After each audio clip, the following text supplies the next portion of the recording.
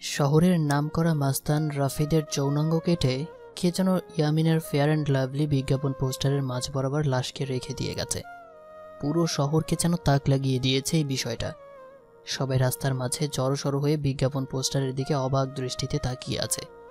কার এত ক্ষমতা বা বুকের পাটা যে রাফিদের মতো মাস্তানের এমন দুর্ধর্ষ অবস্থা করেছে? আমি কলেজের দিকেই যাচ্ছিলাম, কিন্তু মানুষের হট্টগোল দেখে সেখানে দাঁড়িয়ে গেলাম। একজন মানুষের কাছ থেকে জিজ্ঞেস করলাম, ভাই কি হয়েছে এখানে? আরে ভাই, দেখছেন না কি হয়েছে? শহরের নামকরা মাস্তান রাফিকদের যৌনাঙ্গ কেটে কে যেন লটকে রেখেছে ফেয়ার অ্যান্ড লাভলি পোস্টারের মাঝে। শুধু তাই নয়, যে এমনটা করেছে তার নামের একটা ক্লোন ছেড়ে দিয়ে গেছে, যেটা লেখা আছে মাফিয়া গার্ল। লোকটার কথা শুনে থতমত খেয়ে গেলাম, কিন্তু লোকটাকে বুঝতে দিলাম না। ভাই, কে এই মাফিয়া গার্ল? তার বিষয়ে কোনো কিছু জানেন কি? ভাই, তার বিষয়ে আমি কেন, শহরের ডিবি পুলিশরাও তার কোনো খোঁজ খবর বের করতে পারেনি। এমন ডেঞ্জারাস এই মাফিয়া গার্ল আরেকবারও লোকাল থানার ওসির এমন অবস্থা করেছিল মেরে। ভাই, তাহলে তো অনেক খতরনাক একটা মানুষ এই মাফিয়া গার্ল।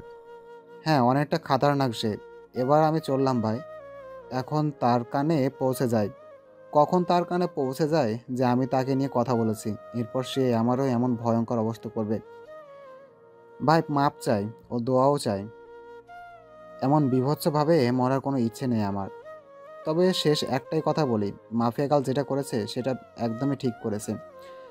কারণ এই রাফিদ ও অনেক অত্যাচার করেছে শহরের মানুষকে। এই জালিমের মজা বুঝিয়েছে মাফিয়া গার্ল। লোকটা চলে গেল। আমি এখনো এখানে দাঁড়িয়ে আছি। আমার মাথায় খালি একটা জিনিসই ঘুরপাক খাচ্ছে, যে এমনটা করেছে তার আসলেই অনেক বড় বুকের পাটা। কে এই মাফিয়া গার্ল?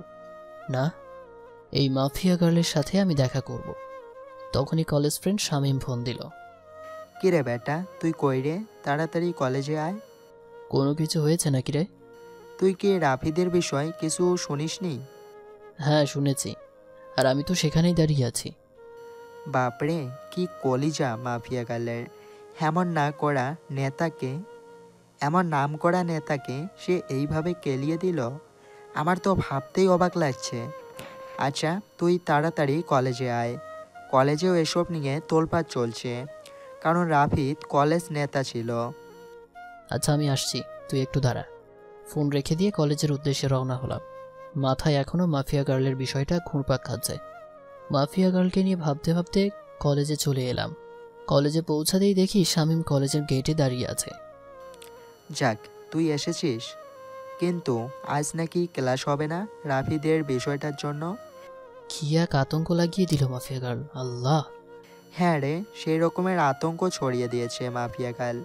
তবে একদিকে ভালোই হয়েছে, রাফিদের মতো জানোয়ারকে সেই সাইজ করেছে।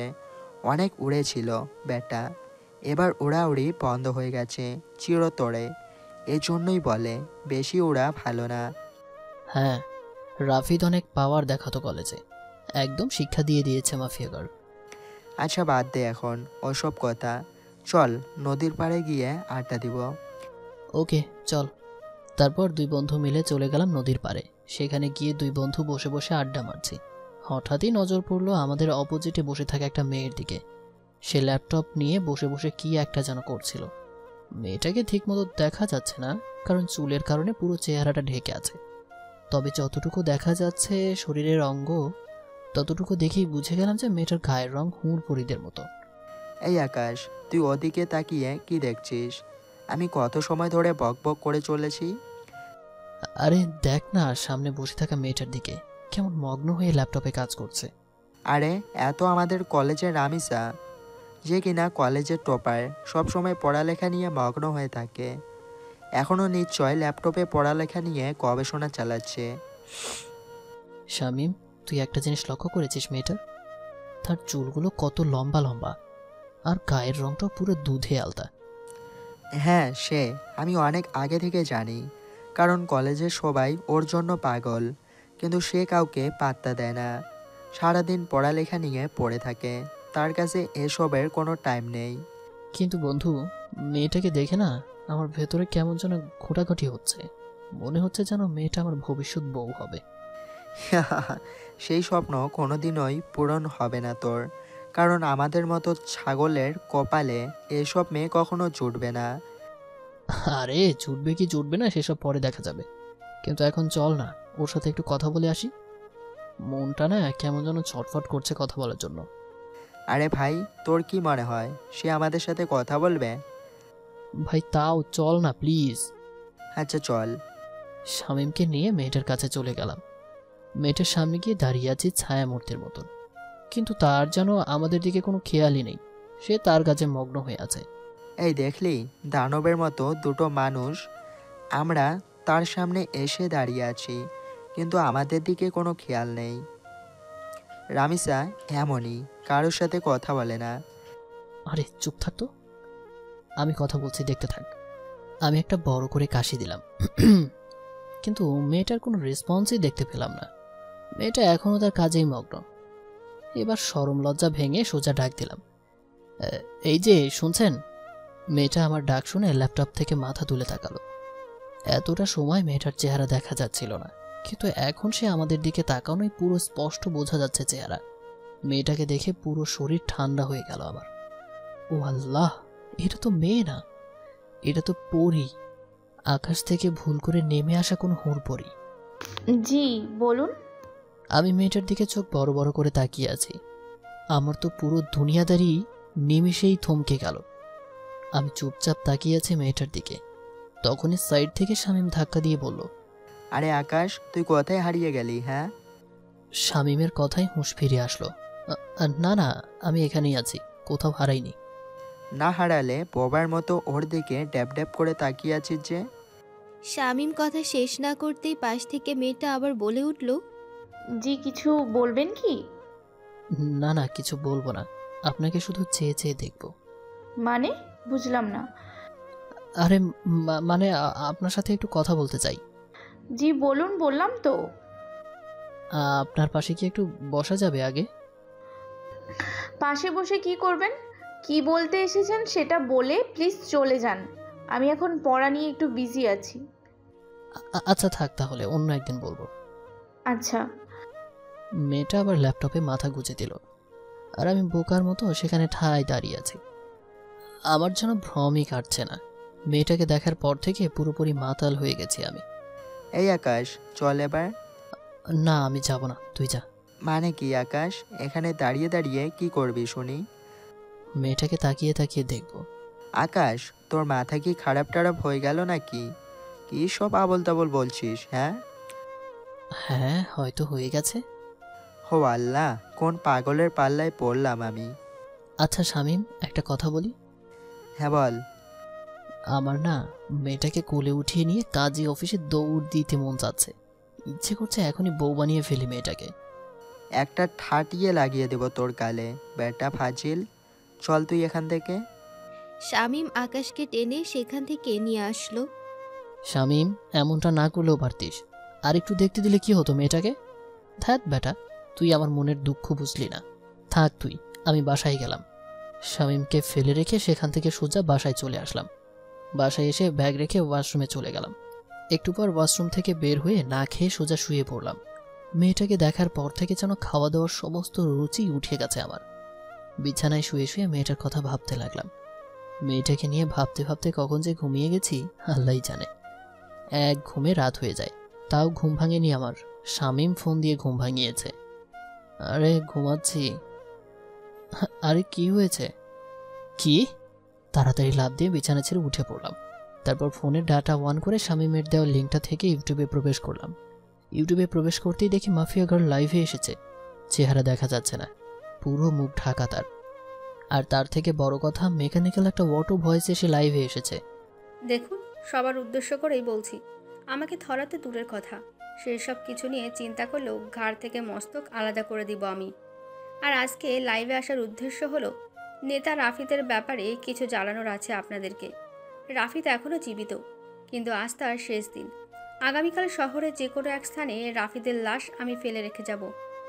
তার লাশ উদ্ধার করে নিয়ে যাওয়ার অনুরোধ রইল ডিবি পুলিশের কাছে। আর সর্বশেষ আমি আবারও বলছি, মাফিয়া গালের সন্ধান কেউ করতে যাবেন না, তাহলে কিন্তু রক্তের বন্যা বয়ে যাবে দেশে। তারপর ধুম করে লাইভ কেটে গেল। মাফিয়া গার্লের সাহস দেখে শুধু অবাক হচ্ছি। না, মাফিয়া গার্লকে যে করেই হোক আমি খুঁজে বের করব। মাফিয়া গার্লের এই লাইভ মিনিটের মধ্যেই পুরো দেশে ভাইরাল হয়ে গেল। এক লাইভে যেন পুরো আতঙ্ক ছড়িয়ে গেল মানুষের মনে। সবার মুখে মুখে মাফিয়া গার্ল আর মাফিয়া গার্ল। কে এই মাফিয়া গার্ল? সবার একটাই প্রশ্ন। একটু পর চ্যানেল আর লাইভটা কেটে দিল মাফিয়া গার্ল। পুরো সব কিছুই সে ভ্যানিশ করে দিয়েছে। পুরোপুরি উধাও হয়ে গেল সমস্ত কিছু। কিন্তু সবার মুখে মুখে মাফিয়া গার্লের নাম ছড়িয়ে গেছে। ফেসবুক, টুইটার, যেখানে যাই সেখানেই মাফিয়া গার্ল নিয়ে পোস্ট। বাপ রে বাপ, এটা কি মেয়ে নাকি মানুষরূপী কোনো চিতাবাঘ? আল্লাহই জানে। এইসব নিয়ে ভাবতে ভাবতে আরও কিছু সময় চলে গেল। না, এইসব নিয়ে এখন আর ভাবা চলবে না। আগে গিয়ে কিছু খেয়ে নেই। বিছানা ছেড়ে উঠে পড়লাম। তারপর হাত মুখে পানির ছিটা দিয়ে এসে কিছু খেয়ে নিয়ে আবার ঘুমিয়ে পড়লাম। সকালবেলা ঘুম ভাঙলো ফোনের আওয়াজে। কে যেন কিছু একটা মেইল করেছে। ঘুমের ঘরে ফোনটা হাতে নিয়ে মেইলটা ওপেন করলাম। দেখলাম একটা ভয়েস মেইল। ভয়েসটা প্লে করলাম। প্লে করতেই আমার পুরো হুঁশ উড়ে গেল। আমি এক লাফ দিয়ে সোজা বিছানা ছেড়ে উঠে দাঁড়িয়ে গেলাম। মাফিয়া গার্লের সেই ভয়ঙ্কর আওয়াজ। কেউ আমায় মেইল করেছে। হে বৎস, আমার অস্তিত্ব তালাশ করতে যেও না। আমার অস্তিত্ব তালাশ করতে গেলে নিজের অস্তিত্বই হারিয়ে ফেলবে। কালকের বিষয়টা নিয়ে কিছু বলতে এসেছেন বুঝি? না, তেমন কিছু না। মানে হ্যাঁ, মেয়েটার এমন ধরা কথা শুনে কি বলবো সবটাই গুলিয়ে গেছে। তো বলুন। আচ্ছা, আপনার সাথে কি ফ্রেন্ডশিপ করা যাবে? না, ফ্রেন্ডশিপ করা যাবে না, কারণ আমি কোনো ছেলের সাথেই চলাফেরা করি না। প্লিজ না করিয়েন না। আমি কিন্তু একদম বাজে ছেলে না। তাও আমি পারবো না। তবে হ্যাঁ, পড়ালেখা নিয়ে টুকিটাকি কথা বলার প্রয়োজন হলে বলতে পারবেন। আচ্ছা ঠিক আছে। কিন্তু আপনাকে তো কলেজে নতুন মনে হচ্ছে। হ্যাঁ, আমি নতুন। 1 মাস আগেই অ্যাডমিশন নিয়েছি এই কলেজে, অন্য কলেজ থেকে ট্রান্সফার হয়ে। তবে রেগুলার হয়েছি 1 সপ্তাহ হবে। কোন ইয়ারে অ্যাডমিশন নিয়েছেন? 2nd ইয়ার। আপনি? ও, আপনিও তাহলে আমার সেম ক্লাস? তার মানে আপনিও 2nd ইয়ারে পড়েন? হ্যাঁ। আচ্ছা, আমি এখন একটু বিজি পড়া নিয়ে। আপনার সাথে পরে কথা হবে, কেমন? আচ্ছা ঠিক আছে, সে না হয় পরেই কথা বলবো। কিন্তু একটা কথা, আমরা যেহেতু একই ইয়ারে, তাহলে তুমি করে বলা যায়। আপনি আপনি আমি আপনি দেখেই মজা পাই। আচ্ছা ঠিক আছে, যেমনটা আপনার মর্জি। সেখান থেকে চলে আসলাম। বাপরে বাপ, কি মেয়ে, ভাবই দিচ্ছে না। আমার মনে জ্বলে আগুন আর সে বাজায় সাপের বিন। তবে সমস্যা নেই, তোমায় তো আমি নিজের করেই ছাড়বো মেয়ে। তোমায় নিজের মনে ফিক্সড করে নিয়েছি, বিয়ে করলে তোমাকেই করব। সেখান থেকে আসতে না আসতেই শামীম কলেজের গেট দিয়ে প্রবেশ করলো। কিরে, তুই কখন এলি? এই তো একটু আগে। আচ্ছা চল ক্যান্টিনের দিকে যাই। কলেজের পরিবেশ দেখে তো মনে হচ্ছে না যে আজ ক্লাস হবে। আমারও তাই মনে হচ্ছে। চল তাহলে ক্যান্টিনে যাই। তারপর দুজন মিলে ক্যান্টিনে চলে গেলাম। কলেজে যেদিন অ্যাডমিশন নিয়েছি সেদিন এই শামীমের সাথে আমার পরিচয় হয়েছে। অল্প কয়েকদিনে খুব ভালো বন্ধু হয়ে উঠেছে আমরা। 2 বন্ধু মিলে ক্যান্টিনে বসে বসে কফি খাচ্ছিলাম। তখনই আশেপাশের লোকজন সবাই একদিকে দৌড়ে ছুটে যাচ্ছে। একজনকে ডেকে জিজ্ঞেস করলাম, ভাই কি হয়েছে, আপনারা এইভাবে দৌড়াচ্ছেন কেন? আরে ভাই, আপনারা কোন দুনিয়ায় থাকেন? হ্যাঁ, কোনো কিছুই তো বলতে পারেন না। ভাই, এই দুনিয়াতেই আছি, কিন্তু কি হয়েছে সেটা তো বলবেন। আরে মাফিয়া গার্ল রাফিদকে মেরেও ওর লাশ চৌরাস্তার মোড়ে আটকে রেখে দিয়েছে। লোকটার কথা শুনে মাথায় বড়সড় একটা বাজ পড়ল। মাফিয়া গার্ল সত্যিই তাহলে রাফিদকে মেরে ফেলেছে? শামীম, চল তাড়াতাড়ি। হ্যাঁ চল। শামীমকে নিয়ে তাড়াতাড়ি চৌরাস্তার মোড়ে চলে গেলাম। সেখানে গিয়ে দেখি কয়েক হাজার মানুষ একত্রে জমা হয়েছে, আর চৌরাস্তার মোড়ে একটা বট গাছের উপরে রাফিদের লাশ ঝুলছে। রাফিদের লাশ দেখে নিজেরই কলিজা কেঁপে উঠল। একটা মেয়ের পক্ষে কি করে সম্ভব এটা? একটা মেয়ে শহরের নামকরা নেতা কেমন বিভৎসভাবে মারল যে দেখে বিশ্বাসই হচ্ছে না। চুপচাপ সেখানে নীরব দর্শকের মতন দাঁড়িয়ে আছি। ডিবি পুলিশ রাফিদের লাশ গাছ থেকে নামাচ্ছে। রাফিদের সারা শরীরে স্পট। মানুষজনকে ঠেলে ডিবি পুলিশের দিকে এগিয়ে গেলাম। ডিবি পুলিশ রাফিদের লাশ মাটিতে নামালো। তাকে মাটিতে নামিয়ে শরীরের তল্লাশি চালিয়ে দেখে রাফিদদের পকেটে একটা চিঠি, যেটাতে লেখা আছে, আজ দুপুর 3টেই আমি কালকে নাই লাইভে আসবো, সবাই তৈরি থাকেন ধামাকার জন্য। মাফিয়া গার্লের চিঠি পড়ে সবার চোখ কপালে উঠে গেল। কি করতে চাচ্ছে মাফিয়া গার্ল?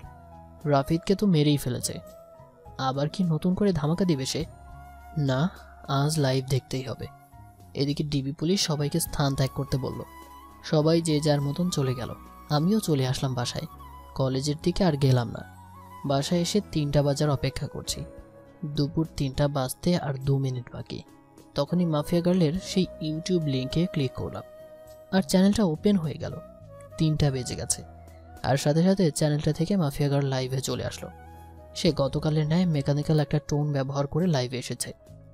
আমি জানি আপনারা সবাই আমার লাইভের জন্য অপেক্ষা করছেন, সো অপেক্ষার প্রহর কেটে গেছে, আমি চলে এসেছি। এবার হবে আসল ধামাকা। আপনারা সবাই রাফিদের লাশ তো পেয়ে গেছেন, এবার লিস্টে রয়েছে এসপি ওসমান। তার মরার পালা চলে এসেছে।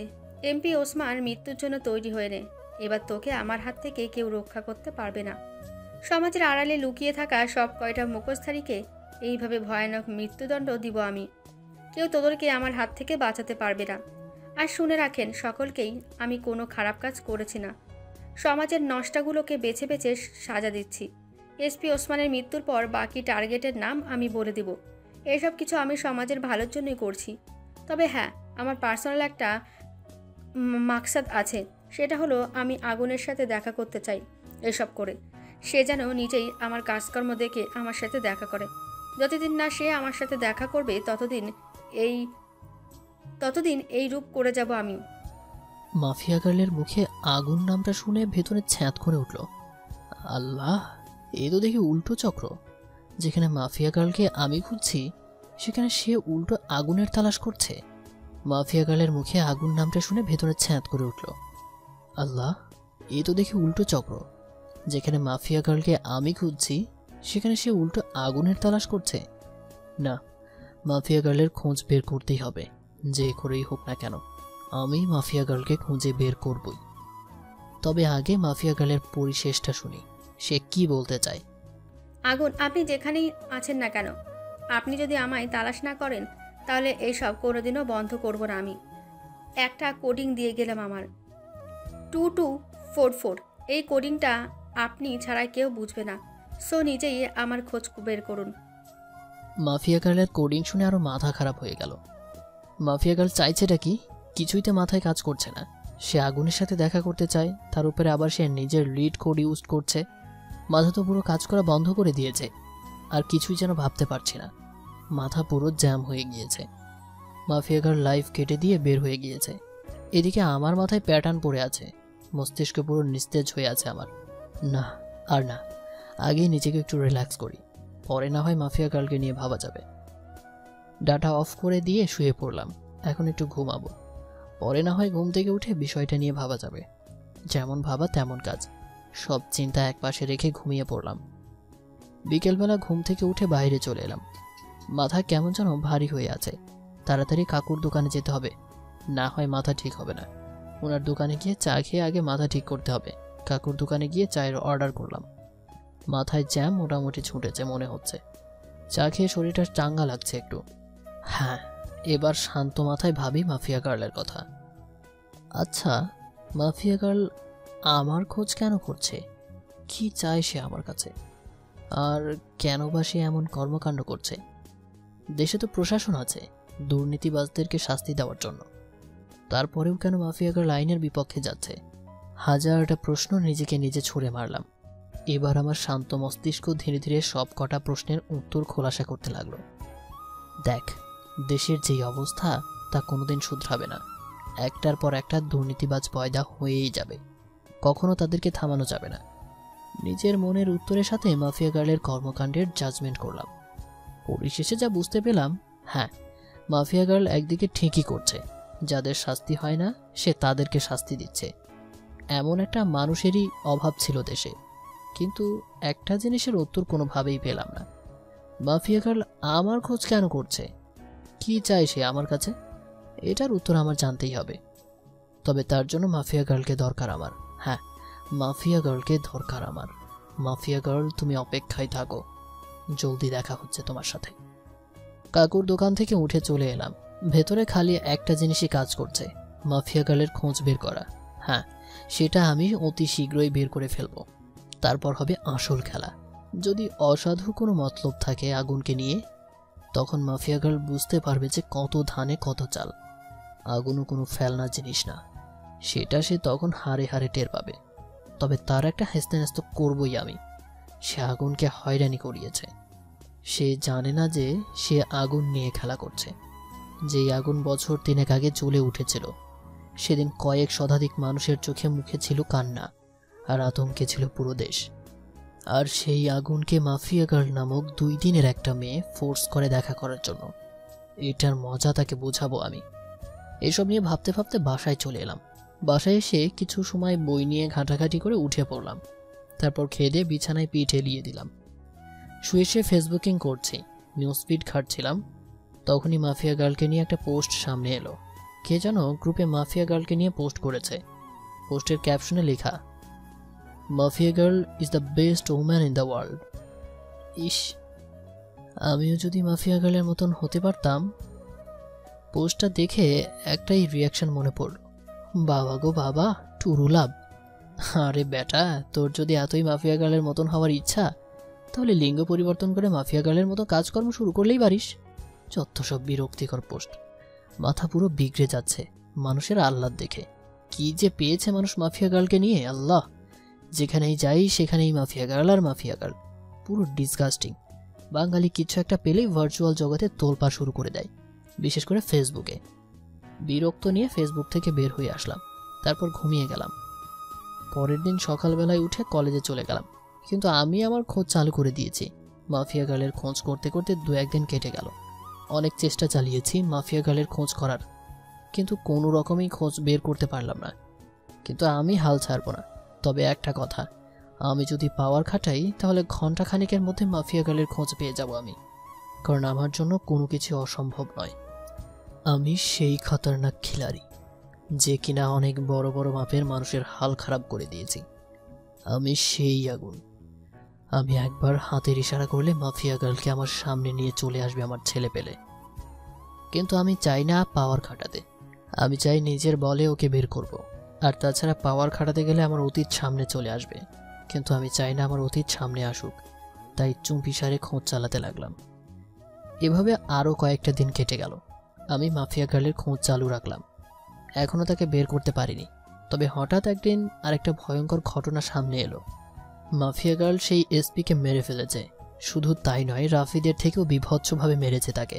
এসপিকে মেরে তার যৌনাঙ্গ কেটে মুখের সাথে সেলাই করে দিয়ে কারেন্টের খাম্বায় লটকে রেখেছে।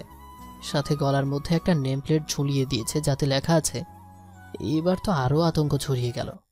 আগেরবার রাফিদ, এবার প্রশাসনিক কর্মকর্তা। এমন কর্মকাণ্ড করে মাফিয়া গার্ল এবার আরও ভাইরাল হয়ে গেল দেশে। এদিকে আমার মাথায় তো বাজ পড়ছে এমন অবস্থা। না, আর চুপ করে থাকবো না। মাফিয়া গার্লকে এবার টেনে হেসড়ে বের করেই আনবো আড়াল থেকে। এসব নিয়েই ভাবছিলাম আমি। তখনই শামীমের ফোন। রে, তুই কই রে? চৌরাস্তার মোড়। কেন? রামিসা তোর খোঁজ করেছে, তাড়াতাড়ি কলে আয়। হঠাৎ রামিসা আমার খোঁজ করলো কেন? তা আমি জানবো কি করে? তুই কলেজে এসে ওর থেকে জেনে নে সে কেন তোর খোঁজ করছে। ওকে, আমি আসছি। ফোন রেখে দিয়ে কলেজের উদ্দেশ্যে রওনা দিলাম। আজ 2 দিন কলেজে যাওয়া হচ্ছে না, কারণ শরীর একটু অসুস্থ। তার থেকে বড় কথা, মাফিয়া গার্লের খোঁজ করছি আমি। কিন্তু এখন শামীম ফোন দিয়ে যেতে বলল। তাড়াতাড়ি কলেজে চলে গেলাম। কিরে, রামিসা কই? ওই যে ওই দিকটাতে বসে আছে। আচ্ছা, আমি দেখে আসছি কেন রেখেছে সে। শামীমকে রেখে রামিসার কাছে চলে গেলাম। এই যে, কেন খোঁজ করছো আমায়? কেন, আপনি জানেন না? আমি জানবো কি করে যে তুমি আমার খোঁজ করছো কেন? আমাকে একটা অ্যাসাইনমেন্ট দেখিয়ে দিতে বলেছিলেন যে, মনে নেই? সেটা আমি করে এনেছি বাসা থেকে। ও মাই গড, রামিসা, সরি। আমি আসলে সত্যি ভুলে গিয়েছিলাম জিনিসটা। লিসেনাররা হয়তো ভাবছেন যে তাকে আমি কখন অ্যাসাইনমেন্ট দেখিয়ে দিতে বলেছি, আর তার সাথে আমার কথা হলো কি করে। আসল কথা হলো যে সে আমায় যখন বলেছে পড়াশোনার বিষয় নিয়ে চাইলে বন্ধুত্ব করতে পারে সে, তারপর তার সাথে আমি সেই রূপ বন্ধুত্ব করি। কারণ কোনো কিছু হতে হলে তার সাথে আগে মিশতে হবে আমাকে। তাই আমি পড়াশোনার বাহানা দিয়ে তার সাথে মিশেছি। অনেক কষ্ট হয়েছে তার সাথে মিশতে, শুরুতে তো রাজিই হইনি, পরে পড়াশোনা বুঝিয়ে নেওয়ার বাহানা করে মিশেছি। এই যে কি হলো, চুপ হয়ে গেলেন যে? আরে না, তেমন কিছু না। আচ্ছা নেন খাতাটা, এইটার মধ্যে আমি করে দিয়েছি। অনেক অনেক ধন্যবাদ রামিসা। তারপর রামিসার হাত থেকে খাতাটা নিলাম, কিন্তু হঠাৎ চোখ গেল তার হাতের আঙ্গুলের দিকে। আঙ্গুলের পাশে একটা সামান্য করে কালো দাগ, যেই দাগটা আমার মোটামুটি পরিচিত। কার হাতে যেন দেখেছি আমি এমন কালো দাগ। দেমাগে প্রেশার দিলাম, তখনই মনে পড়লো মাফিয়া গার্ল যখন লাইভে এসেছিল তখন তার হাতেও এমন একটা কালো দাগ ছিল। যদিও তার চেহারা কালো কাপড়ে ঢাকা ছিল, কিন্তু আঙ্গুলের পাশের কালো দাগটা স্পষ্ট দেখা গিয়েছিল। মাথা পুরো চক্কর দিয়ে উঠল জিনিসটা ভাবতেই। তার মানে কি এই রামিসাই সেই মাফিয়া গার্ল? রামিসার হাত থেকে খাতাটা নিলাম, কিন্তু হঠাৎ চোখ গেল তার হাতের আঙ্গুলের দিকে। আঙ্গুলের পাশে একটা সামান্য করে কালো দাগ, যেই দাগটা আমার মোটামুটি পরিচিত। কার হাতে যেন দেখেছি আমি এমন কালো দাগ। দেমাগে প্রেশার দিলাম, তখনই মনে পড়লো মাফিয়া গার্ল যখন লাইভে এসেছিল তখন তার হাতেও এমন কালো একটা দাগ ছিল। যদিও তার চেহারা কালো কাপড়ে ঢাকা ছিল, কিন্তু আঙ্গুলের পাশের কালো দাগটা স্পষ্ট দেখা গিয়েছিল। মাথা পুরো চক্কর দিয়ে উঠল জিনিসটা ভাবতেই। তার মানে কি এই রামিসাই সেই মাফিয়া গার্ল? ভেতরে ভেতরে কৌতূহল কাজ করছে একটা। না, কৌতূহল আর পুষে রাখবো না, সোজা রামিসাকে জিজ্ঞেস করলাম, রামিসা, তোমার হাতে ওটা কিসের দাগ? রামিসা আকাশের কথা শুনে থতমত খেয়ে যায়। কোথায়? কিসের দাগ? হাতের আঙ্গুলের পাশে একটা কালো দাগ দেখলাম। আমি সেটার কথাই বলছি। আমার কথা শুনে রামিসা কেমন যেন ঘাবড়ে গেল। না না, ওটা কিছু না, এমনিতেই চোট লেগেছিল ছোট থেকেই থাকতেই আমার। তখনই এই আঙুলের পাশে কালো স্পটটা পড়েছিল। আরে কি বলছেন এসব? হ্যাঁ, আমার হাতের স্পট আপনার পরিচিত হবে কি করে? আপনার মাথা গেছে নাকি? হ্যাঁ না, মাথা যায়নি। আচ্ছা থাক, বাদ দাও এখন এসব কথা। এখন উঠা যাক, কারণ অ্যাসাইনমেন্ট করে দিয়েছো, সেটা বাসায় গিয়ে খাতায় উঠাতে হবে। আচ্ছা ঠিক আছে, আপনি যান, আমি আরও কিছু সময় এখানে বসে পড়ব। আচ্ছা। তারপর সেখান থেকে চলে এলাম, কিন্তু মনের ভেতরে কেমন যেন একটা খটকা লাগছে। মাফিয়া গার্লের হাতে যেমন কালো দাগ, ঠিক তেমন কালো দাগ রামিসার হাতে। এটা কি করে সম্ভব? আর তাছাড়া রামিসার সাথে কথা বলার সময় লক্ষ্য করেছি সে কেমন যেন ঘাবড়ে ছিল। সে যদি সত্যি মাফিয়া গার্ল না হয় তাহলে ঘাবড়ে গিয়েছিল কেন? ধুর, মাথায় কিছুই কাজ করছে না। না, এসব নিয়ে আর ভাবতে পারছি না। এবার আড়াল থেকেই মাফিয়া গার্লের তালাশ করব। এইসব নিয়ে ভাবতে ভাবতেই হাঁটছিলাম, তখনই শামীম ডাক দিল। সে আমার জন্য গেটের সামনে দাঁড়িয়ে অপেক্ষা করছিল। কিরে, কেন ডেকেছে রামিসা তোকে? আরে অ্যাসাইনমেন্ট করার জন্য সাহায্য চেয়েছিলাম, সে সেটা বাসা থেকে করে এনেছে আমার জন্য, সেটাই দিতে ডেকেছিল। ভালো, কিন্তু আকাশ আমার না একটা ভালো, কিন্তু আকাশ আমার না একটা জিনিস খটকা লাগে। মেয়েটা কেমন যেন অদ্ভুত, কেমন সারাদিন পড়ালেখা নিয়ে ডুবে থাকে, কারোর সাথে তেমন মিশে না, সব সময় একা একা থাকে। কিন্তু এটার রিজন কি? এটার পেছনে হয়তো বড় কোনো রহস্য লুকিয়ে আছে। কারণ দেখ, যারা সব সময় চুপচাপ থাকে তারাই কিন্তু পরবর্তীতে গিয়ে ক্রিমিনাল বের হয়। হ্যাঁ, আমারও খটকা লাগে জিনিসটা নিয়ে, তবে আমরা পজিটিভভাবে নিলেই পারি। হয়তোবা সে জীবনে অনেক বড় ধাক্কা খেয়েছে, তাই এমন নিশ্চুপ হয়ে গেছে।